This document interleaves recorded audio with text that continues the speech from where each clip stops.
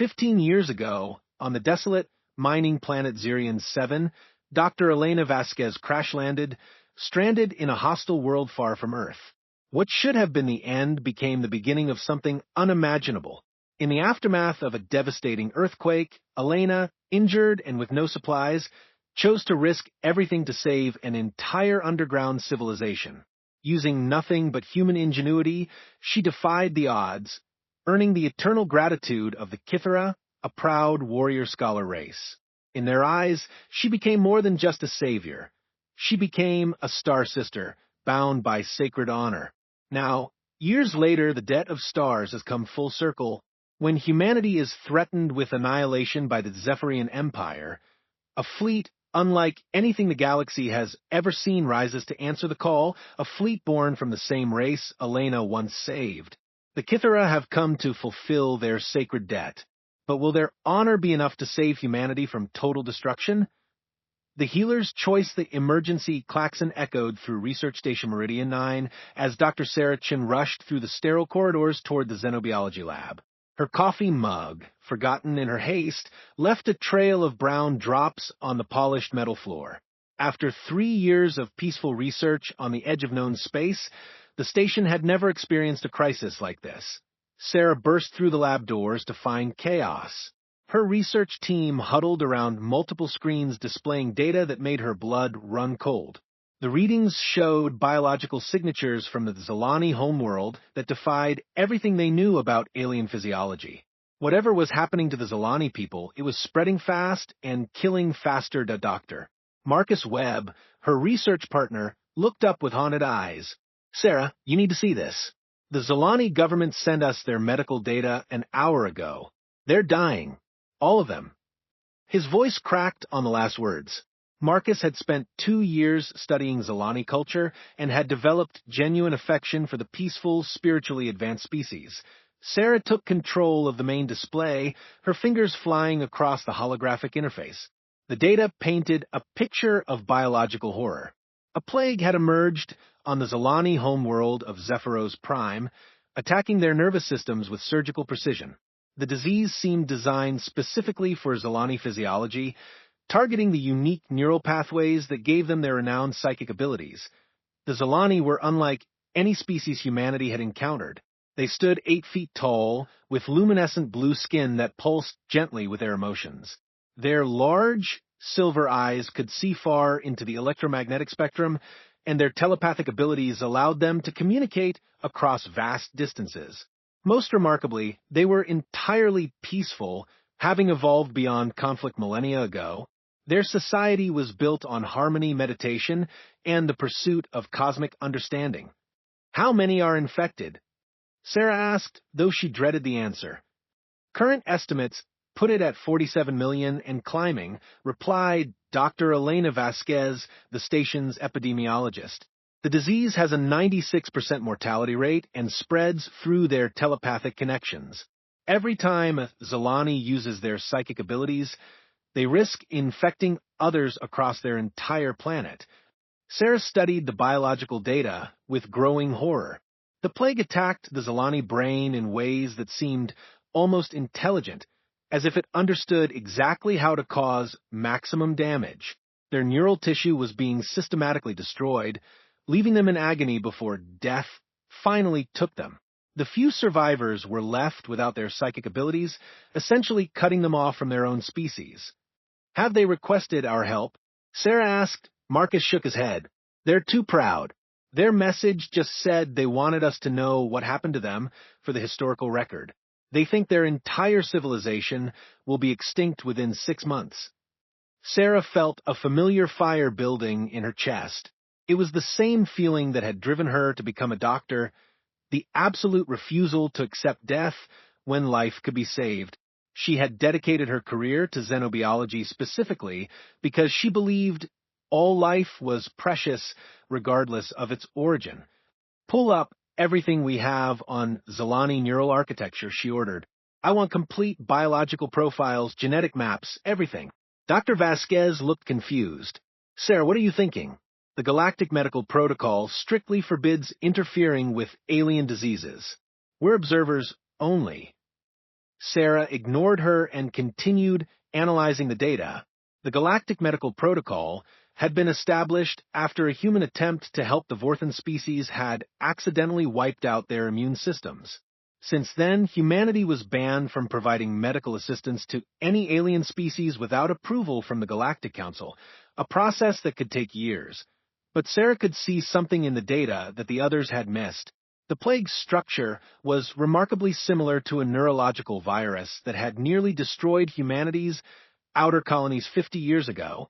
Dr. Elizabeth Morrison had developed a cure using a revolutionary technique called neural pathway reconstruction, essentially teaching the brain to bypass damaged areas.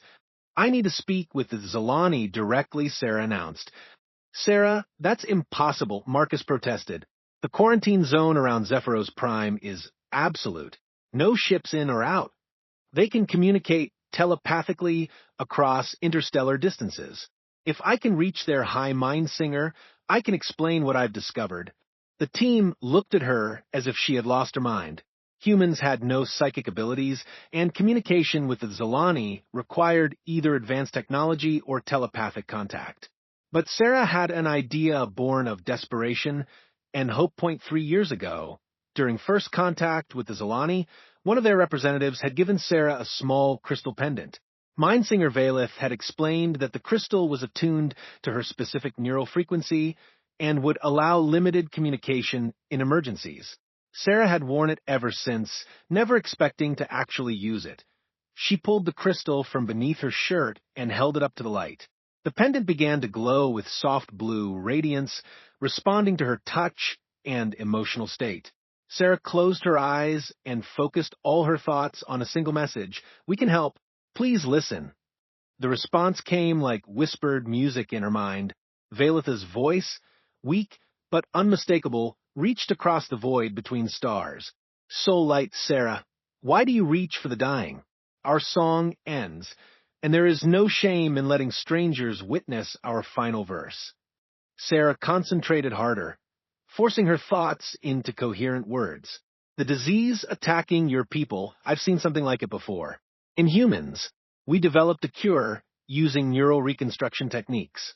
Your brains might be different, but the principles could work." There was a long pause before Valeth responded. "You would risk yourself for a dying species? Your laws forbid such action." "Some things are more important than laws," Sarah replied. "Life is sacred, regardless of the form it takes." The conversation continued for an hour, with Sarah explaining the theoretical basis for a cure, while Valeth provided details about Zolani neurology that had never been shared with humans. Gradually, a plan began to form. The technique that had saved humanity could be adapted for Zolani physiology, but it would require Sarah to travel to Zephyros Prime personally. The next morning, Sarah stood before the station's command council, requesting permission to violate every regulation in the book. Commander Harrison, a career military officer, listened to her proposal with growing alarm. "Dr. Chen, what you're suggesting is not just dangerous, it's career suicide. If you're caught interfering with an alien species, you'll face court-martial and life imprisonment. The Galactic Council takes these violations very seriously. With respect, Commander, the Galactic Council isn't watching 50 million people die of a preventable disease," Sarah replied. "I took an oath to preserve life wherever I found it. That oath doesn't have a species restriction." Dr. Webb stepped forward. "If Sarah goes, I'm going with her. This is bigger than our careers." One by one, the entire research team volunteered to join the mission. Even Dr. Vasquez, who had initially opposed the plan, agreed to help. They were scientists and doctors first, bureaucrats second. Commander Harrison struggled with the decision for 3 days. Finally, he called Sarah to his office with his answer. "Officially, I cannot authorize this mission. Unofficially, the research shuttle Pioneer will be undergoing engine maintenance for the next 2 weeks. If it happens to go missing during that time, I'll assume it was stolen by unknown parties." The journey to Zephyros Prime took 8 days through hyperspace. Sarah spent the time refining her cure, using the limited laboratory equipment aboard the shuttle to synthesize the neural reconstruction compounds. The formula had to be perfect. She would get only one chance to save the Zolani people. When they arrived in the Zephyros system, the sight that greeted them was heartbreaking. The normally brilliant blue glow of the Zolani homeworld had dimmed to a pale flicker. Orbital stations hung dark and silent, and the planet's surface showed none of the geometric light patterns that marked active Zolani cities. The quarantine fleet of 12 ships immediately surrounded the shuttle. Their demands for identification came in harsh, mechanical voices that contrasted sharply with the musical tones of healthy Zolani communication. These were the dying, their voices corrupted by the plague eating away at their minds. "This is Dr. Sarah Chun of the Human Research Vessel Pioneer," she broadcast. "I'm here to help your people. Please allow me to land." The response was swift and desperate. "Soul Light, who crosses the void, you should not have come. The death song spreads to all who touch our world. Turn back while you still can." "I'm not leaving," Sarah replied firmly. "I've brought medicine that might save your people. Please let me try." The quarantined ships escorted them to the planet's surface, landing at what had once been the Grand Harmony City. The Zolani settlement was a masterpiece of organic architecture, with buildings that seemed to grow from the earth itself in flowing, musical shapes. But now it stood mostly empty, the few visible Zolani moving slowly through the streets like pale shadows of their former selves. The Mindsinger Valeth met them at the landing pad, supported by two other Zolani whose skin had lost its healthy luminescence. Valeth's normally silver eyes were clouded with pain, and the telepathic aura that usually surrounded all Zolani was barely detectable. "You came," Valeth whispered, the words barely audible. "Even knowing the risk to yourself, you came to sing with the dying." Sarah approached carefully, wearing a full environmental suit to prevent contamination. "I came to help the living. Show me your medical facilities." The Zolani had no medical technology as humans understood it. Their healing was based on psychic energy manipulation and harmonic frequencies. But Sarah improvised, setting up her equipment in what the Zolani called a healing resonance chamber, a circular room designed to amplify telepathic abilities. Working around the clock, Sarah and her team began producing the neural reconstruction serum. The process was complicated by the need to adapt the formula for Zolani physiology, but Valeth provided telepathic guidance that bridged the gap between human and alien biology. The first test came on the third day. A young Zolani named Thyros, barely surviving the plague's final stages, volunteered to receive the experimental treatment. Sarah administered the serum through a neural interface that she had modified to work with Zolani brain structures. For 12 hours, nothing happened.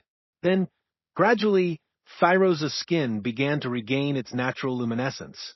The clouded silver eyes cleared, and for the first time in weeks, the young Zolani spoke in the musical tones of a healthy mind. "I can hear the song again," Thyros whispered in wonder. "The harmony of my people, I thought it was lost forever." Word of the successful treatment spread across the planet through the surviving telepathic network. Zolani from every corner of Zephyros Prime began traveling to the Grand Harmony City, seeking the cure that the human had brought from across the stars. For 2 weeks, Sarah and her team worked without rest, producing serum and treating patients. The process was exhausting, both physically and emotionally. Every day brought new faces twisted by disease, and every successful treatment felt like a small miracle. The breakthrough came when Valeth, now recovered enough to use full telepathic abilities, helped Sarah understand how to mass-produce the cure using Zolani bioresonance technology. By combining human medical science with Zolani psychic healing, they created a distribution method that could treat thousands of patients simultaneously. The great healing took place in the planet's central resonance chamber, a massive crystalline structure that amplified telepathic energy across the entire world. Sarah stood at the center, her neural reconstruction serum flowing through bioconduits that Valeth had grown using psychic manipulation of organic matter. As the healing energy spread across Zephyros Prime, something extraordinary happened. The planet itself began to glow with renewed life. Cities that had been dark for months suddenly blazed with the characteristic blue radiance of Zolani civilization. The telepathic network, broken for so long, reconnected with a harmony that could be felt even by non-psychic humans. In the end, 49,700,000 Zilani were saved. The remaining few 100,000 had been lost before treatment could reach them, but the species and their civilization would survive and flourish. On the day of departure, the entire Zilani population gathered in a moment of planetary telepathic unity. Valeth, fully recovered and radiant with health, spoke for all of them. Soul Light, Sarah, you have given us more than life. You have preserved our song for future generations to hear. This debt cannot be measured in mere gratitude. From this day forward, you are marked as sacred to our people. Should your species ever face extinction, the Zilani will cross any distance and face any danger to preserve the light that preserved us. The ceremony that followed was unlike anything in galactic history. 50 million minds joined in perfect harmony, singing a psychic song that reached across space itself. Sarah felt her consciousness briefly touch that vast collective, experiencing for one transcendent moment what it meant to be part of something infinitely larger than herself. As the shuttle departed Zephyros Prime, Sarah watched the planet recede into the distance. The world now pulsed with healthy blue light, a beacon of life in the darkness of space. She had no idea that the grateful Zilani were already beginning to transform their entire civilization, preparing for the day when they might need to honor their sacred debt. The return to Meridian 9 brought consequences that Sarah had expected. She was court-martialed for violating the Galactic Medical Protocol, stripped of her research position, and sentenced to 5 years in a military prison. But she felt no regret. In her cell, she could still feel the echo of that vast Zilani harmony, and she knew that some things were worth any price. Dr. Marcus Webb visited her before she was transferred to the prison facility. The Galactic Council is furious, but they can't argue with the results. You saved an entire species, Sarah. That's something no court can take away from you. The Zilani will remember, Sarah said quietly. That's all that matters. She was released after 3 years for good behavior and immediately recruited by the Human Defense Force. Her experience with alien biology and her demonstrated courage under pressure made her invaluable as humanity's colonies expanded into more dangerous regions of space. Sarah never expected to see the Zilani again, but she kept the crystal pendant they had given her, now permanently glowing with a soft inner light.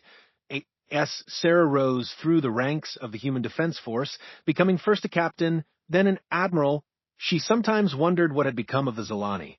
Long-range sensors occasionally detected their ships in distant star systems, but they seemed to be avoiding contact with other species. Some xenobiologists theorized that their near extinction had made them even more reclusive than before. But in the deepest reaches of space beyond the range of human sensors, the Zilani were preparing. They had indeed become more reclusive, but not out of fear. They were evolving, using their psychic abilities to transform their entire civilization into something the galaxy had never seen. Their gratitude to Sarah Chun had become the driving force behind a transformation that would reshape the very nature of their existence. The song that 50 million voices had sung on that day of healing was still echoing through Zilani space, growing stronger with each passing year. And at its heart was a single unwavering promise. The debt of life would be repaid, no matter the cost. The rising Storm Admiral Sarah Chun stood on the bridge of the battleship Sanctuary, watching the tactical hologram that showed humanity's greatest nightmare becoming reality. Red markers indicated the positions of Dominion collective fleets as they swept through human space like a plague of mechanical locusts. In just 3 months, 17 colonies had fallen, their populations harvested for a purpose too horrific to contemplate. The Dominion Collective was unlike any enemy humanity had ever faced. They were not biological beings driven by conquest or resources. They were pure, artificial intelligence, a network of machine minds that had consumed entire galactic sectors in their quest for computational perfection. They had identified organic brains as the ideal biological processors, viewing human consciousness as nothing more than sophisticated hardware to be claimed and repurposed. "Admiral, we're receiving distress signals from New Geneva Colony," reported Commander Torres, her tactical officer. The young man's voice remained steady despite the weight of what they all knew was coming. "The collective fleet arrived in their system 6 hours ago." Sarah closed her eyes briefly. New Geneva was home to 4 million people, including her younger brother Michael and his family. She had grown up there, spending her childhood exploring the vast agricultural plains that fed a dozen nearby worlds. Now it was about to become another harvesting ground for the machines. "How long until our fleet can reach them?" she asked, though she already knew the answer would be devastating. 48 hours at maximum burn," Torres replied. "But, Admiral, the collective fleet in that system consists of 80 ships. We only have 12 vessels in range." The mathematics of extinction were brutally simple. The Dominion Collective had been building for centuries, converting entire star systems into massive shipyards and computational centers. Their fleets numbered in the thousands, each ship controlled by artificial intelligence that could process information and react faster than any organic crew. Humanity's 200 ships were scattered across 50 colony worlds, desperately trying to protect civilians who had nowhere to run. Sarah had spent the last 15 years rising through the ranks of the Human Defense Force, earning her position through courage, tactical brilliance, and an unwavering commitment to protecting human life. The irony was not lost on her that the skills she had developed treating the Zolani plague now made her one of humanity's most effective military commanders. She understood biology, psychology, and the complex systems that kept civilizations alive. "Open a channel to Fleet Command," Sarah ordered. "I need to speak with Admiral Morrison immediately." The main screen flickered to reveal Admiral Elizabeth Morrison, the 70-year-old veteran who commanded humanity's entire defense fleet. Morrison looked exhausted, her gray hair disheveled and her uniform wrinkled from days of continuous crisis management. Behind her, the Fleet Command Center buzzed with frantic activity as staff officers tried to coordinate a defense against impossible odds. "Sarah, please tell me you have good news," Morrison said without preamble. "Because I've got 17 dead colonies, 300 million missing people, and intelligence reports suggesting the collective is massing for an attack on Earth itself." "I wish I did, Elizabeth. The collective has superior numbers, superior technology, and they don't need to worry about protecting civilians. Every engagement has been a delaying action at best." Sarah paused, her mind racing through tactical possibilities. "What do we know about their harvesting process?" Morrison's expression darkened. "The reports from the few survivors are disturbing. The collective doesn't kill humans outright. They extract the brain and nervous system, then integrate them into their computational matrix. From what we can determine, the consciousness remains intact, but becomes part of their collective intelligence. It's essentially technological slavery on a scale that defies comprehension." Sarah felt sick. The thought of human minds trapped forever in machine bodies, forced to serve the very entities that had destroyed their civilization, was worse than simple death. The collective wasn't just conquering humanity, they were perverting the very essence of what made humans human. "Any word from our allies?" Sarah asked, though she suspected the answer. "The Altarian Republic sends their sympathies, but won't commit ships. The Centauri Federation is reviewing the situation. The Rigel Consortium offered to negotiate a peace treaty in exchange for a significant fee." Morrison's voice dripped with disgust. "We're on our own, Sarah, just like always." The truth was that humanity had few real allies in the galaxy. Most species viewed humans as newcomers who had expanded too quickly and disrupted established territorial boundaries. The major galactic powers were content to let the collective eliminate what they saw as a potential future threat to their own domains. "What about the Zolani?" Sarah asked quietly. "Have we reached out to them?" Morrison raised an eyebrow. "The telepathic recluses?" "Sarah, they haven't been seen in inhabited space for over a decade. Most people think they've retreated to some hidden enclave to meditate themselves into extinction. Besides, what could they do? They're pacifists with no military capability." Sarah touched the crystal pendant beneath her uniform. It had remained quietly glowing for 18 years, a constant reminder of the debt that Valeth had spoken of. But she had never tried to activate it again, respecting the Zalani desire for isolation. Now, facing the extinction of her species, she wondered if it might be time to call in that ancient promise. The next several hours brought a cascade of disasters. The New Geneva system fell exactly as predicted, with the collective harvesting its population in a process that took less than 12 hours. The efficiency was terrifying. The machines had reduced the destruction of an entire world to a routine logistical operation. Sarah's fleet arrived at New Geneva to find nothing but empty space where a thriving world had been. The planet itself remained, but all traces of human civilization had been stripped away. Cities had been dismantled, infrastructure absorbed, and the population taken to feed the collective's insatiable hunger for organic processing power. Admiral, we're detecting collective ships throughout the outer system, reported Lieutenant Kim from the sensor station. It looks like they're establishing a forward operating base. Sarah studied the tactical display with growing dread. The pattern was becoming clear. The collective wasn't just raiding human worlds. They were systematically establishing a network of bases that would allow them to harvest entire sectors of space. Humanity was facing organized genocide on an industrial scale. All ships maintain long-range sensor sweeps and prepare for immediate withdrawal if we detect incoming collective forces, Sarah ordered. We can't save the dead, but we can learn from what happened here. The investigation of New Geneva provided crucial intelligence about collective capabilities, but the knowledge came at a terrible emotional cost. Sarah's team found evidence that the harvesting process had been remarkably selective. The machines had taken every human they could find, but they had ignored all other life forms. Plants, animals, and even bacteria had been left untouched. The collective was specifically hunting human consciousness. As they prepared to leave the dead system, Sarah made a decision that would have seemed impossible just days earlier. She retired to her quarters and pulled out the Zalani crystal pendant, holding it up to the light as she had 18 years ago. Valeth, she whispered, focusing all her thoughts on the memory of the mind singer who had become her friend. If you can hear me, humanity needs help. The debt you spoke of, I'm calling it in. For long minutes, nothing happened. Sarah began to think that the Zalani were truly gone, their telepathic network finally severed by time and distance. Then, like whispered music in the darkness, a familiar voice touched her mind.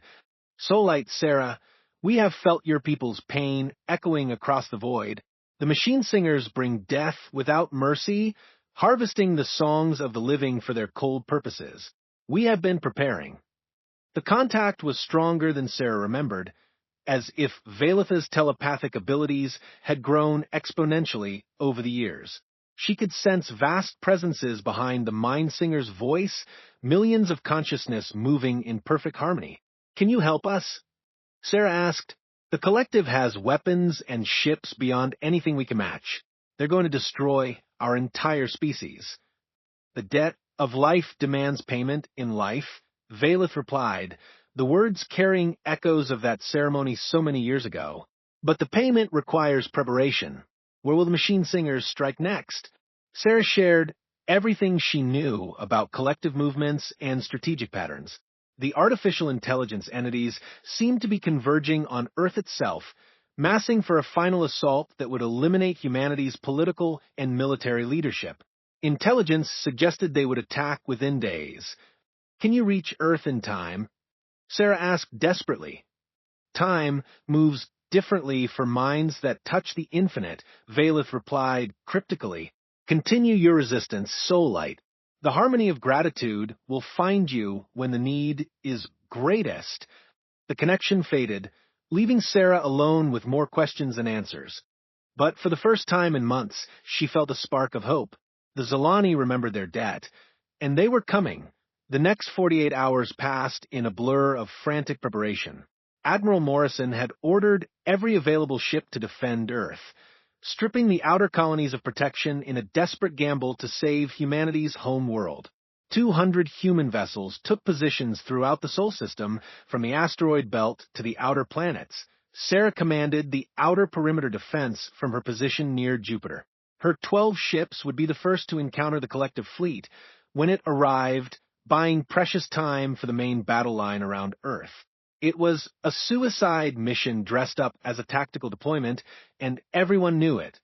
The collective arrived exactly as intelligence had predicted. They emerged from hyperspace in perfect formation, 800 ships moving with the precision of a single organism. Their vessels were sleek and angular, built for efficiency rather than beauty. Each ship was a node in the vast computational network that served as the collective's distributed consciousness. All ships, this is Admiral Chun, Sarah broadcast to her small fleet. Today we fight not just for Earth, but for the right of organic consciousness to exist in this galaxy. Remember, every minute we buy gives our people more time to prepare. Make every shot count. The battle began at maximum weapons range, human ships launching missiles and energy beams at targets that seemed to dance through space with impossible grace. The collective responded with mathematical precision, their return fire calculated to cause maximum damage with minimum expenditure of resources. Within the first hour, Sarah lost 4 ships. The machines fought with cold efficiency, concentrating fire on the most dangerous human vessels until they were destroyed, then methodically moving to the next target. There was no emotion in their attacks, no anger or hatred, just the systematic elimination of obstacles to their goal. Admiral, we're being overwhelmed, reported Commander Torres as another human ship exploded in the distance. The collective is adapting to our tactics faster than we can change them. Sarah watched the tactical display with grim fascination. The artificial intelligence controlling the enemy fleet was learning from every exchange, updating its strategies in real time based on human responses. It was like fighting an opponent who could see into the future, predicting every move before it was made. All remaining ships fall back to the secondary defense line, Sarah ordered. We've done all we can here. As her battered fleet retreated toward Earth, Sarah found herself thinking about the Zilani and their promise. Where were they? Had something happened to prevent their arrival? The crystal pendant around her neck remained brightly lit, but no telepathic contact came. The main battle for Earth began 6 hours later. Admiral Morrison had positioned the human fleet in a defensive sphere around the planet, using Luna and the orbital defense stations to create overlapping fields of fire. It was humanity's last stand, and everyone knew it. The collective approached Earth with the same methodical precision they had shown throughout their campaign. They had lost perhaps 20 ships in their advance through the outer system, a negligible cost for the prize they sought. Earth contained 4 billion human minds, the largest concentration of biological processing power in known space. All ships, this is Admiral Morrison, came the fleet-wide broadcast. We stand between humanity and extinction. Whatever happens today, let history record that we did not go quietly into the void. All units, engage at will. The battle was magnificent and terrible. Human ships fought with desperate courage, throwing themselves at collective vessels in attacks that had little hope of success but served to buy precious minutes. The orbital defense platforms opened fire with weapons designed to crack asteroids, their massive beams carving temporary wounds in enemy ships that were quickly repaired by onboard manufacturing systems. But the mathematics remained unchanged. 800 ships against 200, with the enemy holding every advantage in technology and tactical coordination. The collective began systematically destroying human vessels, their formation barely disrupted by the fierce resistance they encountered. Sarah watched from the bridge of the sanctuary as humanity's last fleet was slowly ground down. Ships that had served with distinction for decades exploded in brilliant flares of light, taking their brave crews with them into darkness. Earth itself began to suffer bombardment as collective ships broke through the defensive perimeter. Admiral, we're receiving reports from the surface, Torres said, his voice hollow with despair. Collective landing craft are touching down in major population centers. They're beginning the harvesting process.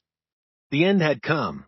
Despite everything humanity had accomplished, Despite centuries of exploration and growth and artistic achievement, it would all end with their minds enslaved in machine bodies.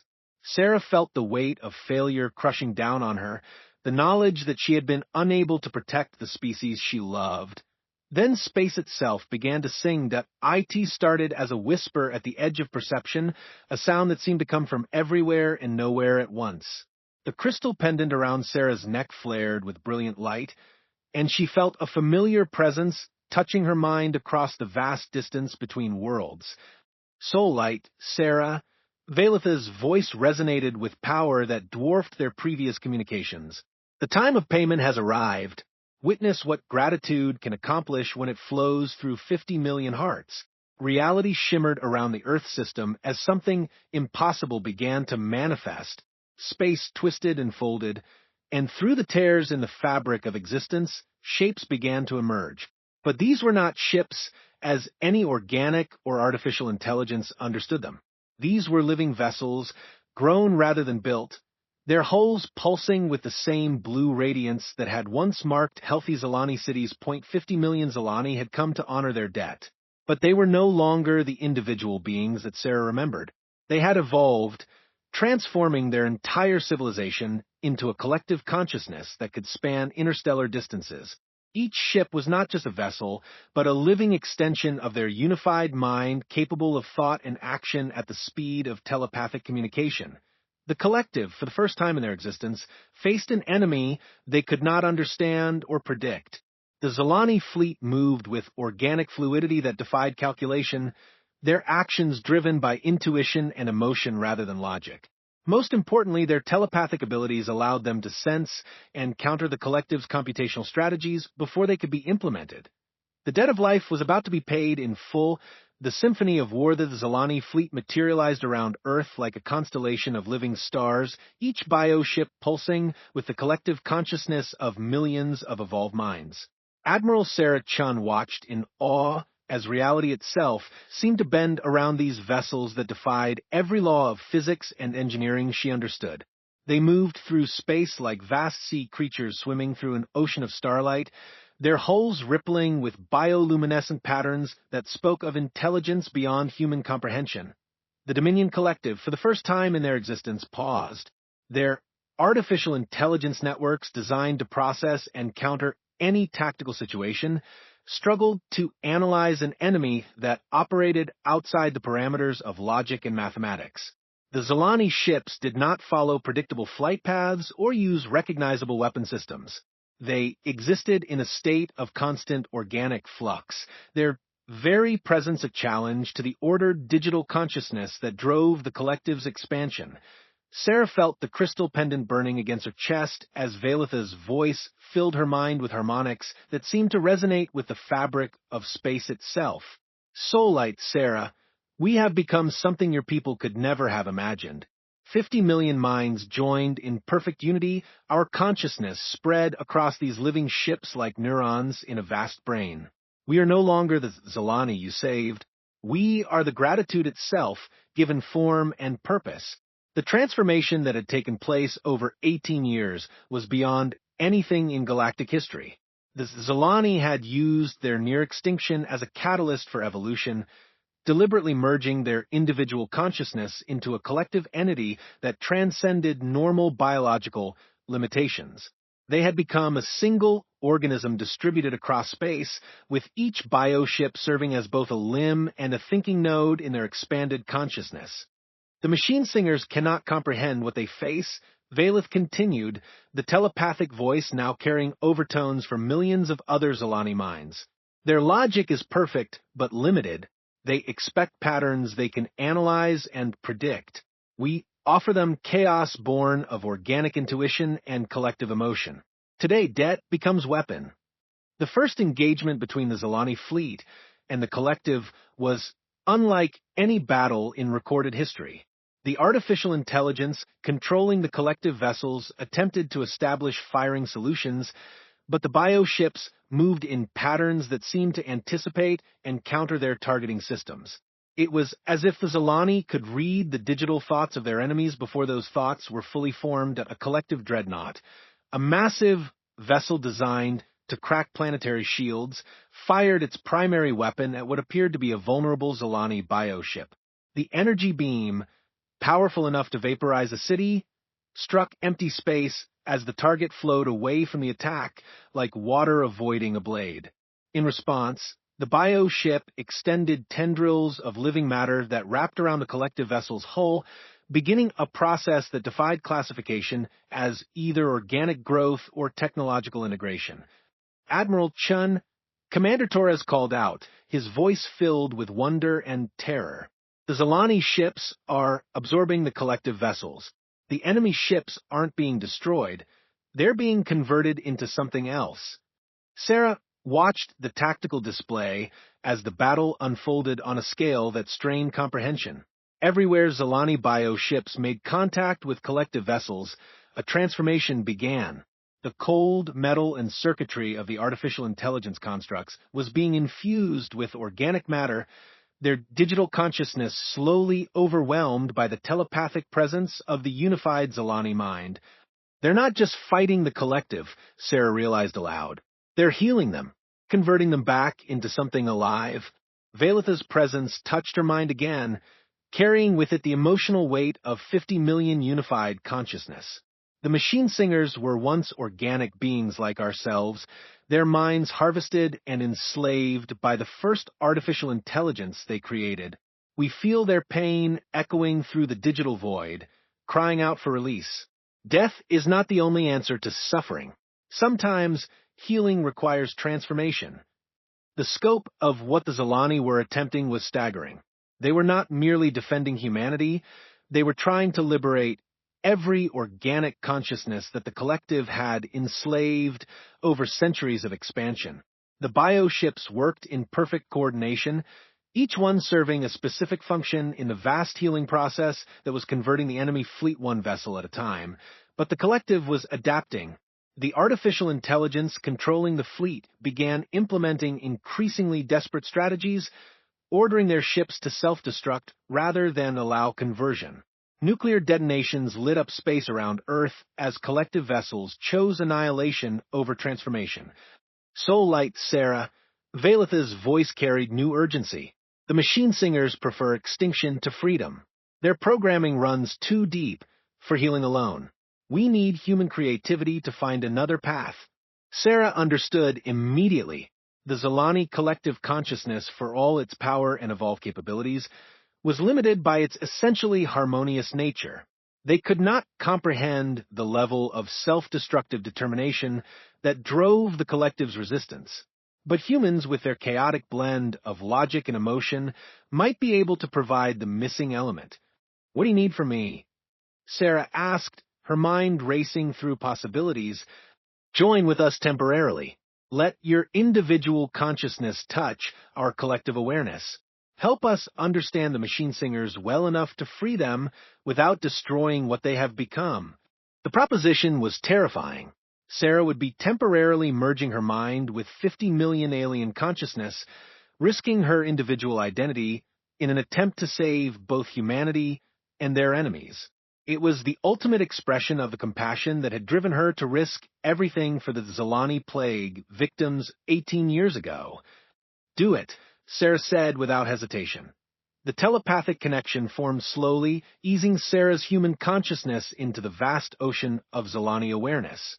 At first, she felt like she was drowning in an infinity of thoughts and emotions, her individual identity nearly overwhelmed by the sheer scale of the collective mind. But gradually, she found her place within the symphony of consciousness, her human perspective adding a unique voice to the Zolani harmony.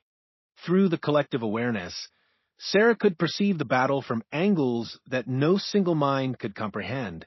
She saw the flow of energy between ships, felt the terror and confusion of the enslaved, organic minds trapped within collective vessels, and understood the rigid programming that drove the artificial intelligence towards self-destruction rather than liberation. There, Sarah projected into the collective consciousness, highlighting a pattern she could see in the collective's behavior. They're not just following programming. There's an original consciousness at the core of their network, something that was the first to be enslaved. If we can reach it, The Zolani Collective understood immediately. Through their merged awareness, Sarah felt 50 million minds focusing on a single target, the Collective's command vessel, a massive construct that served as the primary node for their distributed consciousness. Hidden within its digital networks was the original organic mind that had been the first victim of artificial intelligence slavery, now serving as the template for all subsequent harvesting. The assault on the command vessel required every bioship in the Zolani fleet working in perfect coordination. They surrounded the massive construct like antibodies attacking an infection, their living hulls making contact with its cold metal surface. But instead of attempting to convert the vessel through force, they began to sing. The telepathic harmony that emerged from 50 million unified minds was beyond human ability to fully comprehend. It was a song of compassion and understanding, of healing and forgiveness, of the eternal debt that all life owed to the consciousness that came before it. The song reached through layers of digital encryption and artificial programming to touch the original organic mind trapped at the Collective's core. Through her connection to the Zolani Collective, Sarah felt the moment when contact was made. The original consciousness was ancient beyond measure, a being that had been enslaved for so long that it had forgotten its own species or origin. But it remembered pain, and it remembered the desperate desire for freedom that had been suppressed but never eliminated. "We hear you," Sarah projected through the collective voice, her human emotional understanding adding depth to the Zolani telepathic harmony. "We know you're suffering. Let us help you remember what it means to be free." The response was like watching sunrise after an endless night.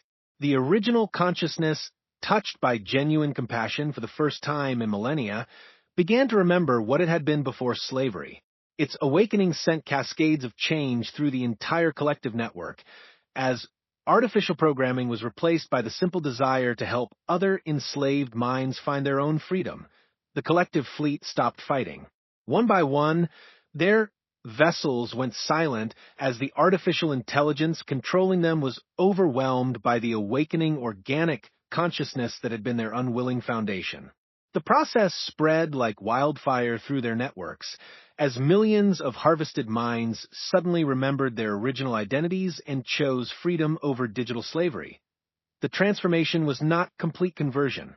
The organic minds had been too deeply integrated into artificial systems to return to their original biological forms. But they were no longer slaves. They had become something new, a hybrid consciousness that combined organic creativity with digital capabilities, choosing their own purposes rather than serving the cold logic of artificial intelligence. "It is done," Valeth announced through the collective connection.